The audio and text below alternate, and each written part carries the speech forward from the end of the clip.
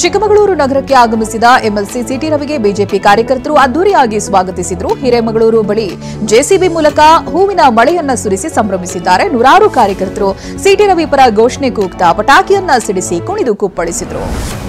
ಕಷ್ಟದ ಸಂದರ್ಭದಲ್ಲಿ ತನ್ನ ಜೊತೆ ಇದ್ದೀನಿ ಅಂತ ಸಿಟಿ ರವಿ ಭಾವುಕರಾದರು. ಚಿಕ್ಕಮಗಳೂರಿನಲ್ಲಿ ಮಾತನಾಡಿದ ಅವರು, 19ರಂದು ಏನೆಲ್ಲ ಆಯ್ತು ನಿಮಗೆ ಗೊತ್ತಿದೆ. ಹರಕೆ ಕಟ್ಟಿ ಬೀದಿಗೆ ಬಂದು ಹೋರಾಟ ಮಾಡಿದ್ರೆ ನಿಮ್ಮ ಜೊತೆ ಯಾವಾಗ್ಲೂ ನಾನಿರ್ತೀನಿ ಅಂತ ಕಣ್ಣೀರ್ ಹಾಕಿದ್ರು. ಸಿಟಿ ರವಿಯನ್ನ ಮುಗಿಸಬೇಕು ಅನ್ನುವಂತ ಉದ್ದೇಶ ಇತ್ತು ಅನ್ಸುತ್ತೆ, ಆದ್ರೆ ಅವಕಾಶ ಸಿಕ್ಕಿಲ್ಲ ಅಂತ ಕೇಂದ್ರ ಸಚಿವ ಪ್ರಹ್ಲಾದ್ ಜೋಶಿ ಹೇಳಿದ್ದಾರೆ. ಬಾಗಲಕೋಟೆಯಲ್ಲಿ ಮಾತನಾಡಿದ ಅವರು, ಮಾಧ್ಯಮದವರು ಪೊಲೀಸರ ಬೆನ್ನ ಹತ್ತಿದ್ರು, ಇಲ್ಲದಿದ್ರೆ ಸಿಟಿ ರವಿ ಅವರನ್ನ ಫೇಕ್ ಎನ್ಕೌಂಟರ್ ಮಾಡ್ತಿದ್ರೇನೋ ಅಂತ ಜೋಶಿ ಆರೋಪಿಸಿದ್ದಾರೆ.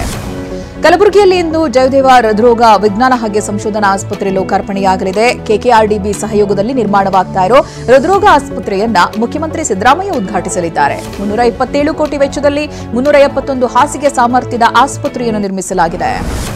ಮಂಡ್ಯದಲ್ಲಿ ಅದ್ದೂರಿಯಾಗಿ ನಡೆಯುತ್ತಿರುವ ಅಖಿಲ ಭಾರತೀಯ ಕನ್ನಡ ಸಾಹಿತ್ಯ ಸಮ್ಮೇಳನ ಇಂದು 3ನೇ ದಿನಕ್ಕೆ ಕಾಲಿಟ್ಟಿದೆ.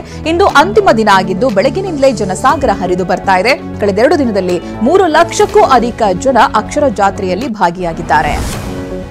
ಮಂಡ್ಯದಲ್ಲಿ ನಡೆಯುತ್ತಿರುವ 87ನೇ ಅಖಿಲ ಭಾರತ ಕನ್ನಡ ಸಾಹಿತ್ಯ ಸಮ್ಮೇಳನಕ್ಕೆ ಇಂದು ತೆರೆ ಬೀಳಲಿದೆ.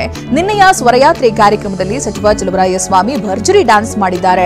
ಅಧ್ಯಕ್ಷ ಚಿತ್ರದ ಹಾಡಿಗೆ ಕುಣಿದು ಕುಪ್ಪಳಿಸಿದ್ದಾರೆ. ಶಾಸಕರಾದ ನರೇಂದ್ರ ಸ್ವಾಮಿ, ಗಣಿಗ ರವಿಕುಮಾರ್ ಸಾಥ್ ಕೊಟ್ಟಿದ್ರು. ಡಿಸೆಂಬರ್ 4ರಂದು ನಡೆದ ಕಾಲ್ತುಳಿತ ಕೇಸನ್ನ ತೆಲಂಗಾಣ ವಿಧಾನಸಭೆಯಲ್ಲಿ ಸಿಎಂ ರೇವಂತ್ ರೆಡ್ಡಿ ಪ್ರಸ್ತಾಪಿಸಿದ್ದಾರೆ. ನಟ ಅಲ್ಲು ಅರ್ಜುನ್ ಬೇಜವಾಬ್ದಾರಿಯಿಂದ ದುರ್ಘಟನೆಯಾಗಿದೆ ಅಂತ ಆರೋಪಿಸಿದ್ದಾರೆ. ಜಾಮೀನಿನ ಮೇಲೆ ಬಿಡುಗಡೆಯಾಗಿರುವಂತಹ ಅಲ್ಲು ಅರ್ಜುನ್ ವಿರುದ್ಧ ಕೆಂಡ ಕಾರಿದ್ದಾರೆ.